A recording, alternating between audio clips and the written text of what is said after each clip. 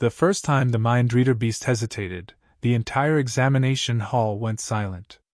30 species, each representing the brightest minds of the Galactic Academy, sat in their curved rows of transparent learning pods. Their luminous screens flickered with diagrams of wormhole physics, gravitational lattice equations, and deep field navigation schematics, questions no one could fake their way through. At least, that was the assumption. Yet cheating was such a galaxy-wide epidemic that the Academy had instituted the ultimate deterrent, the Krolix, the infamous Mindreader beast. It was a creature that most students only whispered about, a predator of thought itself. Its 4 eyes could pierce the surface of a skull as easily as light passed through glass, and its slithering tendrils were said to coil around the invisible vibrations of dishonesty, drawing truth from minds the way others inhaled oxygen. If you lied, if you schemed, if you so much as bent an answer in your mind toward dishonor, the Krolix would know. It always knew. And once it did, it would bare its fangs, issue a mind shriek, and leave the guilty crumpled in shame, exposed before their peers. The examination overseers, tall blue-skinned Valen proctors, brought the beast into the hall the way one might bring a flame into a room of dry grass, carefully, reverently, with absolute awareness of its power. Every tentacle tip quivered, its eyes glowing faintly, the air humming with tension as every student instinctively stiffened in their pods. Except for one. Ethan Carroll leaned back in his pod with a crooked grin, tapping a rhythm with his pen on the desk surface as though he were about to take a pop quiz in high school back on Earth. His dark hair was slightly messy, his uniform not quite as pressed as the others, and his relaxed posture looked almost insulting compared to the rigid, trembling alien students around him. The Krolix entered the threshold of the exam hall, let out a deep resonance like a vibrating gong, and then froze. Its head tilted, every tentacle suddenly recoiling in on itself. The beast shuddered, its glowing eyes blinking rapidly.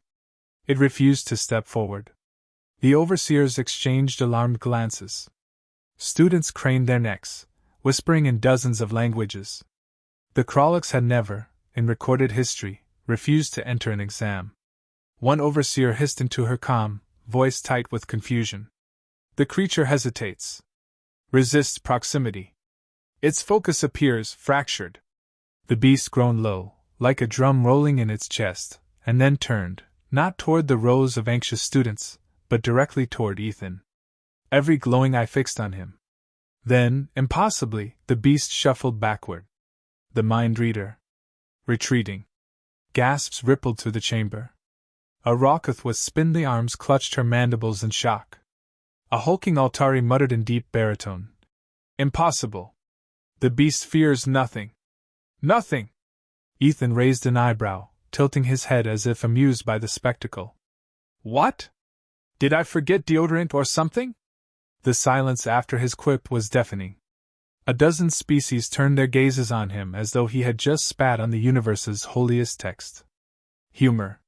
In the face of a Krolix. The overseers attempted to coax the beast again, pulling at the chain-link harness they had attached to its thick carapace. The Krolix snarled, emitting a wave of psionic static that made half the room clutch their temples. But still, it refused to cross the invisible line between the entrance and Ethan's row. The proctor finally straightened, her azure face pale. The Krolix will not proceed. It refuses to operate in this room while the human is present. That was when chaos broke out. Accusations swirled like a storm. The human is hiding something, screeched a thin-limbed Draxian, her antennae whipping in agitation. Clearly, he has learned some forbidden technique to block mind probing, growled the Altari. This invalidates the test, muttered a Rokoth. For how can fairness be ensured if one is immune? Ethan, unfazed, leaned forward on his desk. Hold up. I haven't even started the test, and suddenly I'm a galactic conspiracy? Maybe your pet squid just doesn't like me. You mock the sacred trial, snapped one overseer, her tone like ice. The Krolix does not err. It detects all dishonesty. All deception. Ethan spread his hands. Then maybe I'm just honest. That line hit the room like a plasma charge. Some aliens laughed bitterly, others hissed, and one even clicked his mandibles in disgust. Honest? A student in the Galactic Academy? Honesty was the one trait no one expected here, not when the stakes were galactic fleet commissions, planetary governorships, research grants worth more than small moons. The overseers whispered together, glancing at Ethan repeatedly, their voices too low for most to hear. But the Rocketh beside him, a small insectoid with overly large ears, leaned closer and whispered in hushed tones. "What did you do, human? Why does it recoil? Did you shield your thoughts with drugs? Machines?" Ethan smirked. "Wouldn't you like to know?" Truthfully, Ethan didn't know himself. He'd walked into this exam just like everyone else, nervous but determined. Earth's place in the Galactic Academy was fragile, a probationary membership granted only after years of negotiation. He was one of the first handful of humans allowed to study here, representing not just himself but an entire planet. His orders had been clear: keep your head down, study hard, don't embarrass Earth. And now? He was center stage in the Academy's biggest embarrassment in centuries. The Krolloks had turned, tugging violently at its chain, demanding to leave. When the overseers tried to hold it, the beast snapped, letting out a psychic roar that sent two of them sprawling unconscious. With a final hiss, it stormed out of the hall, dragging its handlers with it, leaving silence in its wake. The overseers, shaken and embarrassed, had no choice but to continue the exam without it. "This matter," one finally declared, "will be investigated further. For now, begin."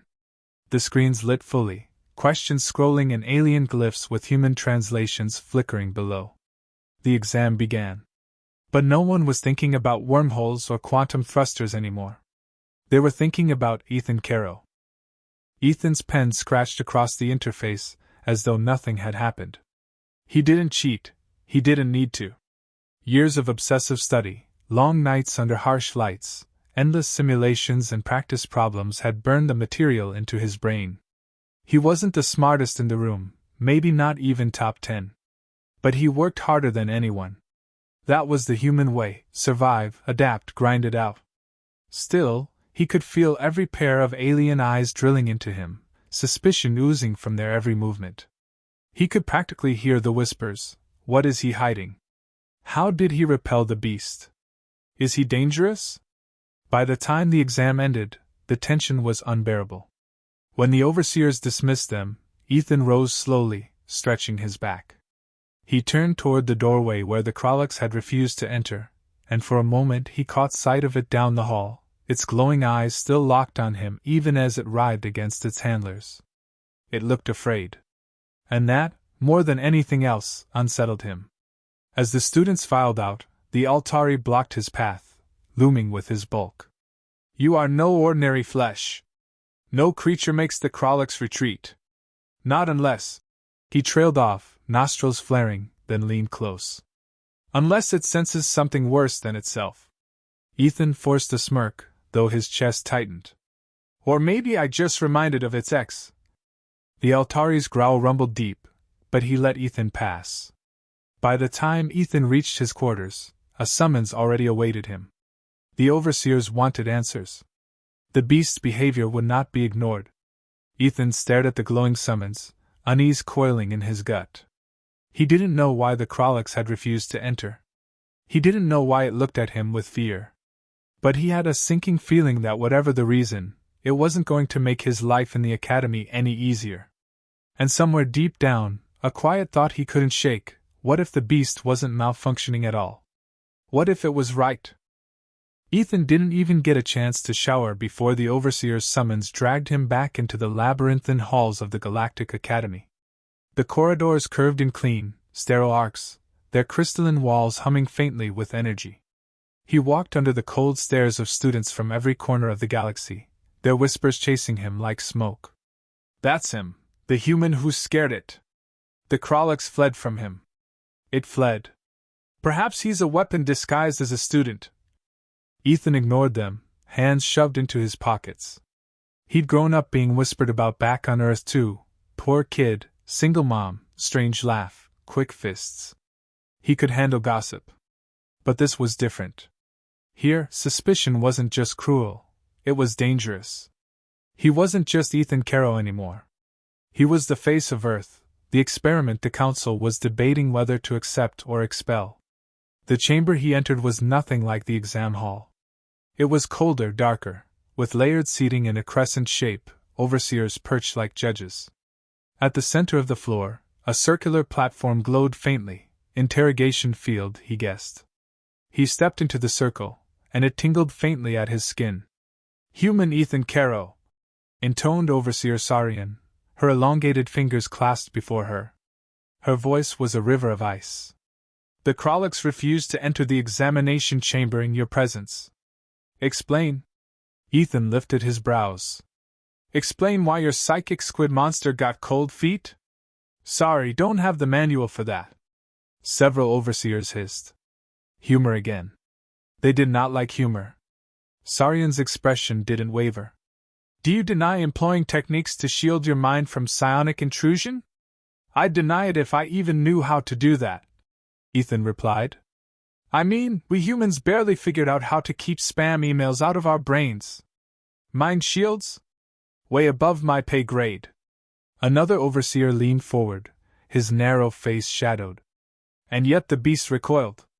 You are certain you carry no implants? No resonance inhibitors? No forbidden devices hidden in your cranial cavity? Ethan tapped his temple lightly. Nope. Just good old-fashioned gray matter. Unless you count sarcasm as an implant, in which case, guilty. A ripple of irritation ran through the chamber.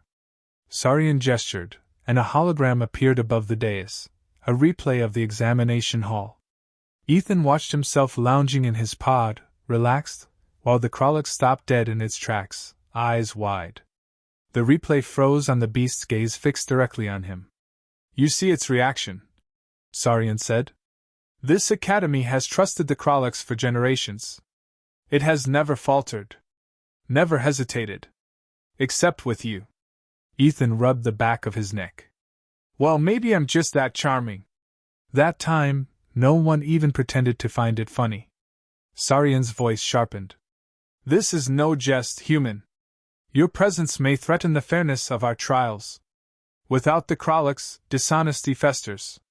Order collapses. Unless we can determine the cause, you cannot remain in this academy. Ethan's smirk faded. The weight of her words pressed against his ribs. Expelled? Not just him, but Earth's whole bid for respect on the galactic stage. One student messing up could doom his planet's future. Look, he said finally, his voice softer. I didn't cheat. I don't need to cheat. I studied until my eyes felt like sandpaper. If the beast doesn't like me, that's its problem, not mine. But deep inside, he knew this wouldn't satisfy them. Sarian gestured again. The chamber doors hissed open, and the Krolloks was dragged in. Chains wrapped around its carapace, glowing restraints pulsing faintly, overseers straining against its resistance. It thrashed, claws clanging on the floor, its glowing eyes fixed not on them, but on him. The chamber grew icy cold with tension. Stand still, Sarian ordered. Ethan swallowed as the beast was dragged closer, its tendrils writhing like smoke. His every instinct screamed at him to run. But he held his ground. The beast shuddered at the edge of the circle, its eyes narrowing. Then, with a violent hiss, it lurched back, refusing to cross the glowing boundary. Gasps filled the room. Overseers leaned forward in shock. It resists, one whispered. Even bound, it refuses to touch him. Ethan forced himself to meet its gaze. And in that moment, he felt something strange, like a knock at the door of his mind. Not a shove, not the invasive clawing he expected, but a hesitant brush. The beast wasn't trying to attack. It was afraid. Images flickered in his head. Not clear, not words, but impressions, fire, ruin, something vast and hungry. And then, a reflection of himself, haloed in a light he didn't understand. The vision snapped away as quickly as it came, leaving Ethan gasping. The beast recoiled harder, thrashing until it dragged its handlers off balance.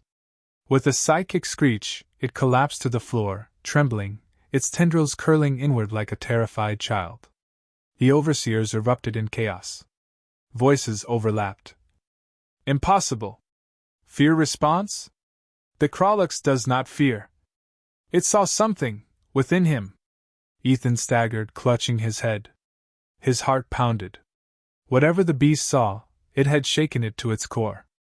Sarian rose, her eyes narrowing. Enough. Remove the beast. The handlers hauled the quivering creature away. The chamber dimmed again, silence hanging heavy. Sarian fixed Ethan with a gaze sharp as glass.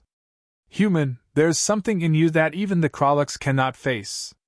Until we know what it is, you remain under investigation. You will attend your classes, but you will be observed at all times. Do not attempt to flee. Do not attempt deception. If we discover treachery, your planet's admission will be revoked. Ethan clenched his fists. His whole body screamed to shout, to protest. But he forced himself to nod. Understood. The chamber dismissed him. As he walked back into the academy corridors, he felt every gaze follow him like a spotlight. The whispers weren't whispers anymore. They were open suspicion. Monster. Mind shield. Dangerous. By the time he reached his quarters, his door was sealed with an extra security sigil. They weren't even pretending he was just a student anymore. He was a suspect. Ethan sat on his bed, staring at the ceiling. For the first time since arriving at the academy, he felt the gnaw of fear, not for himself, but for Earth. If they expelled him, Earth would be branded untrustworthy, primitive, unworthy of inclusion. Doors would slam shut. Trade, protection, alliances, gone. He buried his face in his hands. What the hell did that thing see in me? The door chimed. He stiffened. Visitors weren't allowed. But the chimes sounded again, soft, insistent. He approached cautiously and opened it a crack. The Rocketh-insected student from the exam hall, the one with oversized ears, stood there, twitching nervously. I had to come, she whispered, slipping inside before he could stop her. Her antennae quivered as she shut the door. My name is Kivri. I heard what the overseers said. About what the beast did. And I believe you. Ethan blinked. You believe me? She nodded rapidly. The Krolux does not retreat. Not unless it senses something it cannot consume. Something greater than itself. I have read old records, whispers of species immune to psionic probing. Species whose thoughts are different. Ethan's stomach turned. Different how? Her antennae trembled. Their minds are layered. Nodded. To touch them is to drown in storms. The Krolux feasts on simple dishonesty, but with minds like yours? It might see too much. Too deep. He remembered the flicker of images in his head. Fire, ruin, a reflection of himself glowing with something alien. Why are you telling me this? He asked cautiously. Because if the overseers discover you cannot be read, they will not see you as a student, she said. They will see you as a weapon. And weapons do not survive long here. Ethan felt ice crawl up his spine. Kivri leaned closer, her voice barely audible. You must find out why the beast fears you, before they decide to destroy you for it. Her words hung in the air like a blade over his head. And for the first time since coming to the academy, Ethan realized he wasn't just playing for grades anymore. He was playing for survival. The academy didn't sleep, not really. Its crystalline spires gleamed day and night, pulsing faintly with artificial light cycles, but beneath the surface of lectures and study halls lay a current of paranoia now centered on one human. Ethan felt it in the way conversations died when he entered the dining atrium, in the way eyes followed him across the training yards. Even professors seemed wary, careful not to call on him unless absolutely necessary. The worst part? He couldn't blame them. He remembered the look in the Krolix's eyes, pure terror. Whatever it had seen in his mind, it had been enough to break the galaxy's most feared lie detector. And now, whispers grew louder. Some said the human was a spy, a weapon sent by Earth to infiltrate the academy. Others claimed he had no mind at all, just a void that devoured psionic probes. But the overseers didn't whisper. They acted. 3 days after the hearing, Ethan was escorted, no, dragged, by a pair of towering Valen guards to the subterranean levels of the academy. The halls grew narrower, colder, until they opened into a cavernous chamber filled with humming machinery. At its center stood a transparent sphere filled with liquid light, swirling like captured auroras. He was forced into a chair at the edge of the sphere. Straps clamped around his wrists and ankles before he could protest. "What the hell is this?" he demanded. Sarian stepped forward, her robes trailing like mist. "A mind lattice. It will probe your thoughts more directly than the Kraliks. If you are innocent, you have nothing to fear." Ethan's pulse quickened. "And if I'm not?" Her eyes narrowed. "Then we will know." The sphere brightened. Tendrils of light reached for him, brushing his skin, sliding cold fire into his skull. Ethan gritted his teeth as images flickered across his vision, memories pulled unbidden, his mother hugging him before he left Earth, long nights cramming equations, the first time he saw the stars from orbit. The overseers leaned forward eagerly. But then the lattice shuddered. The auroras twisted violently, colors inverting, the liquid light boiling like a storm. Ethan cried out as something inside him pushed back, hard. The tendrils recoiled, flaring sparks. For a heartbeat, the entire sphere went dark.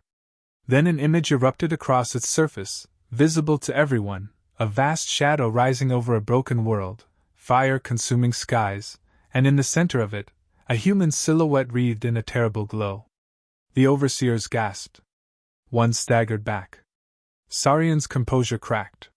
What is this?" Ethan's head pounded.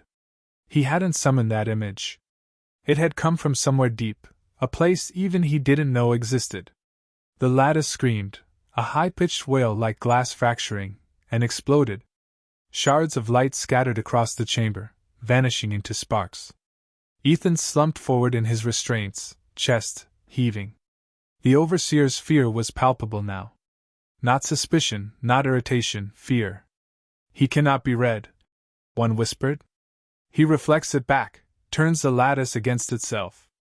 "No, he reveals something. Something coming." Sarian raised her voice over the panic. "Enough! Take him back to his quarters. Double security.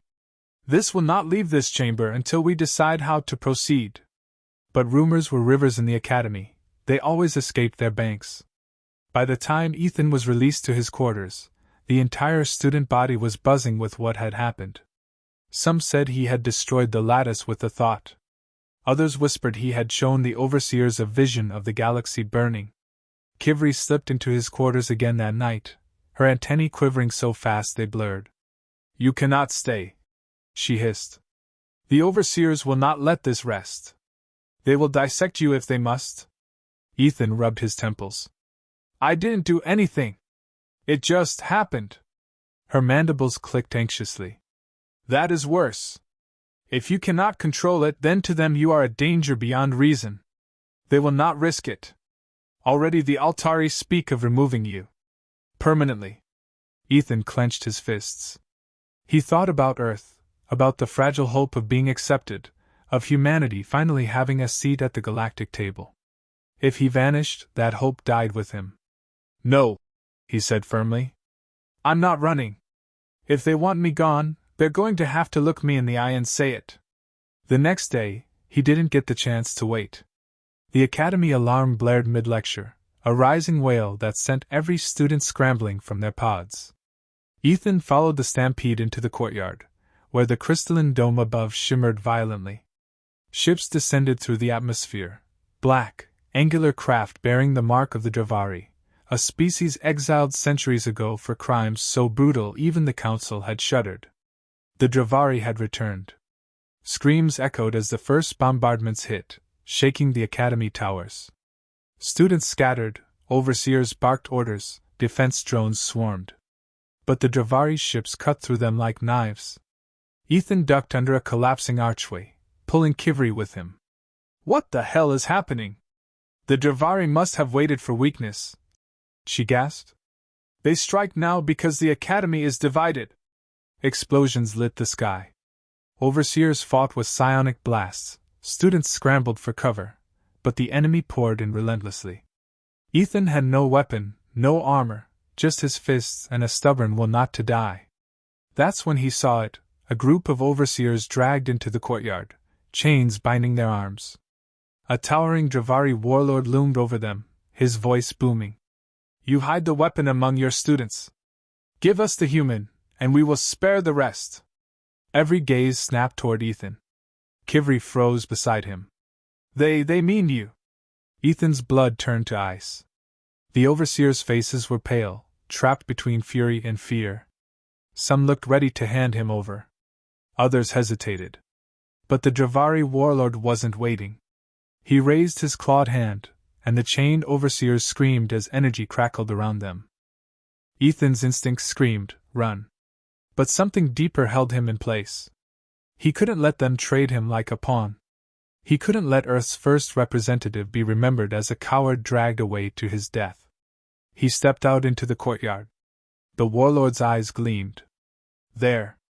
The mind the beast could not read. The lattice could not hold. You are ours.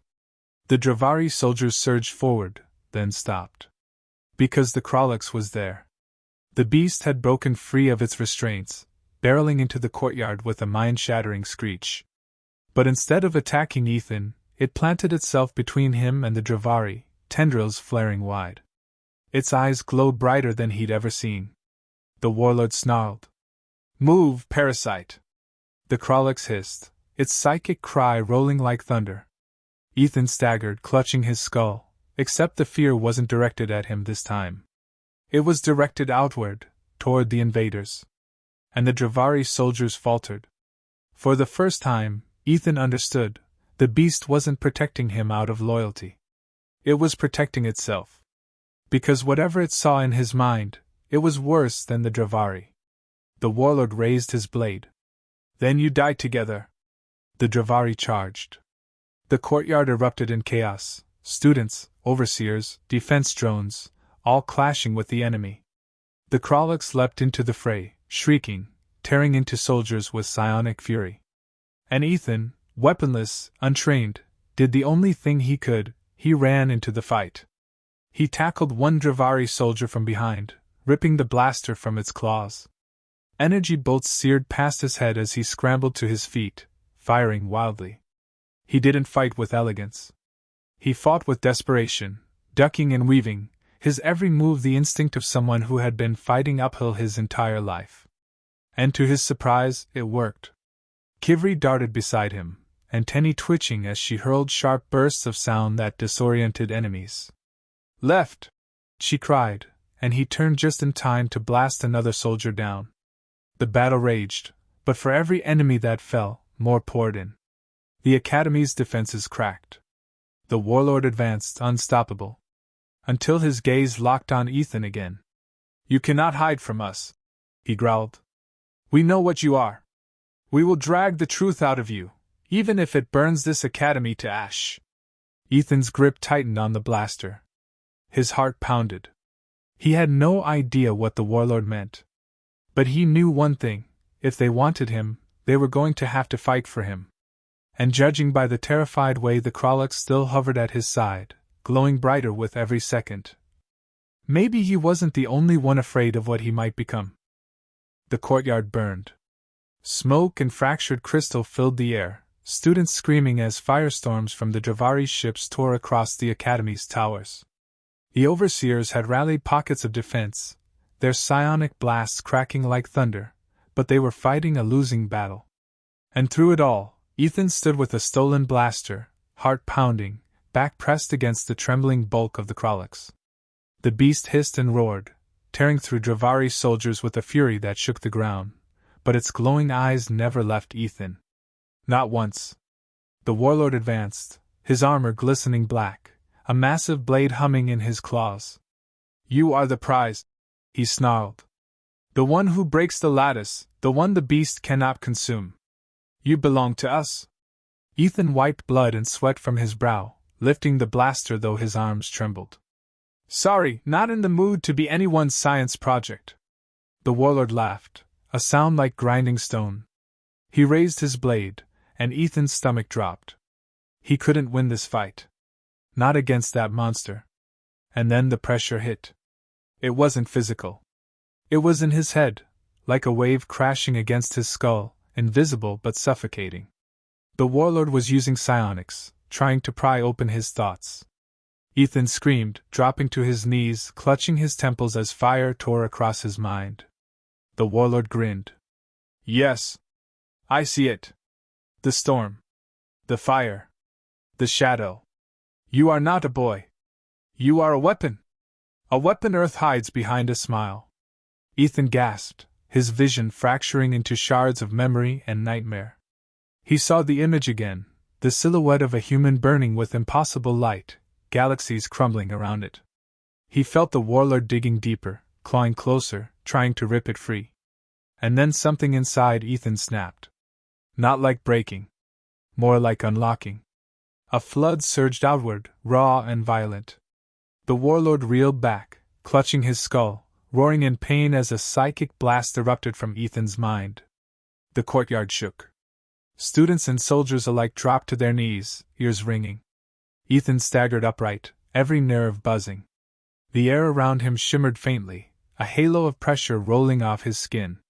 He hadn't meant to do it, hadn't even known he could. But the warlord had forced it, and now it was awake. The Krolix shrieked and cowered behind him, tendrils curling in terror. For the first time, Ethan understood. It hadn't feared him because he was empty. It had feared him because he was full. Too full. His mind wasn't a void, it was a storm. And storms couldn't be read. They could only be survived. The warlord growled, recovering, his blade trembling in his claws. Impossible. A human mind cannot. Guess you don't know humans as well as you thought, Ethan said, though his voice shook. We're full of surprises. The Dravari soldiers surged forward, roaring. But Ethan didn't think. He just reached, instinct guiding him. And the storm inside him answered. The ground split with a shockwave, hurling soldiers into the air. Weapons sputtered and died as the pressure in his skull expanded outward, tearing at their minds. Not killing, he didn't even know how, but disorienting, stunning, enough to turn the tide. The overseers rallied at once. Sarian herself appeared, her psionic strikes cracking like lightning as she hurled soldiers into walls. Students who had cowered moments before now rose, emboldened. Kivri shrieked a piercing frequency that dropped 3 soldiers instantly. For the first time since the attack began, the Dravari faltered. The warlord howled in rage, charging. Ethan raised the blaster, but the warlord batted it aside like a toy. His blade came down, sparks flying as it met crystalline stone where Ethan had been a heartbeat earlier. Ethan rolled, breath ragged, grabbing a shard of broken crystal.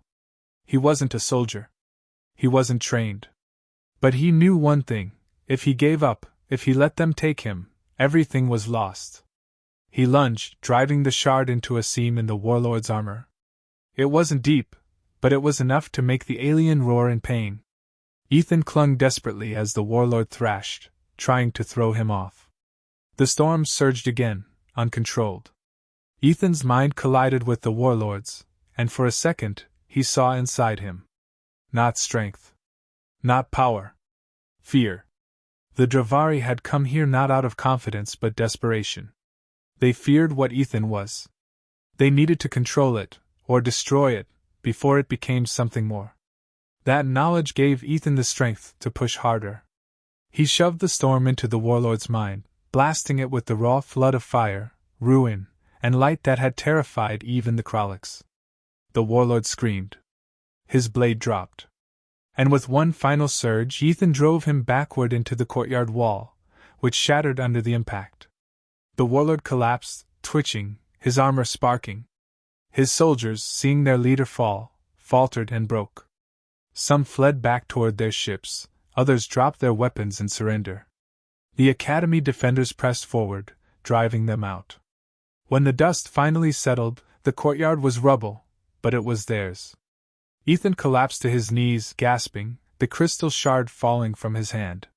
His whole body trembled with exhaustion. The storm inside him ebbed, quieting, retreating like a tide. The overseers gathered, wary eyes fixed on him. Even in victory, fear lingered in their gazes. Sarian stepped forward slowly. "What are you?" Ethan looked up at her, lips twitching into a tired grin. "Just a human who really didn't want to fail his exam." Silence. And then, unexpectedly, laughter. Not cruel this time, but almost relieved. Some of the students even joined in, the sound ragged but real. Kivri hurried to his side, helping him stand. Her antennae trembled, but her mandibles curved in what he guessed was a smile. "You are insane," she whispered. "But perhaps necessary." The Krolok slithered closer, its tendrils low, its glowing eyes still wide. But instead of retreating, it bent its head. Not in submission exactly, but in recognition. It would not touch his mind again. It didn't need to. Later, after the wounded were tended and the Dravari driven off, the overseers convened once more. The chamber was silent as Sarian addressed him. "You have changed everything," she said. "The Dravari came for you because they feared what you could become. The Kroloks recoiled because it could not survive your truth. And yet, you fought for this academy, when you could have fled. You chose to stay." Ethan straightened, though exhaustion weighed on him like chains. "Earth doesn't quit. We might stumble, we might fall flat on our faces, but we don't run when it matters." Sarian studied him for a long moment, then inclined her head. "Perhaps the galaxy needs such resilience. For now you will remain. Not as a suspect, but as a student." A ripple of murmurs spread. Relief. Acceptance. Tentative hope. Ethan exhaled slowly. He hadn't just saved himself. He'd saved Earth's place in the stars. Later that night, sitting with Kivri under the cracked dome of the courtyard, Ethan stared up at the fractured glow of the Academy's shields. His body ached, his mind buzzed, but for once, he felt at peace. "You realize," Kivri said, antennae twitching, "that the overseers will watch you forever. They will try to understand you. Perhaps even fear you." Ethan chuckled. "Yeah. But fear's not the worst thing. Beats being ignored." She tilted her head. "And the beast? Why did it bow to you?" He glanced toward the shadows, where the Kroloks lurked silently, its glowing eyes like twin lanterns. "Maybe it realized something," Ethan said softly. "That humans aren't the ones who need to be afraid of monsters. Monsters need to be afraid of us." Kivri shivered but didn't argue. For the first time since stepping foot in the academy, Ethan smiled without forcing it. He'd come here to prove Earth belonged among the stars. And somehow, by being himself, a stubborn, sarcastic, impossible human, he had done exactly that. And somewhere in the galaxy, he knew, the Dravari were already plotting their return. Good. Let them come. This time, they know exactly what they were up against.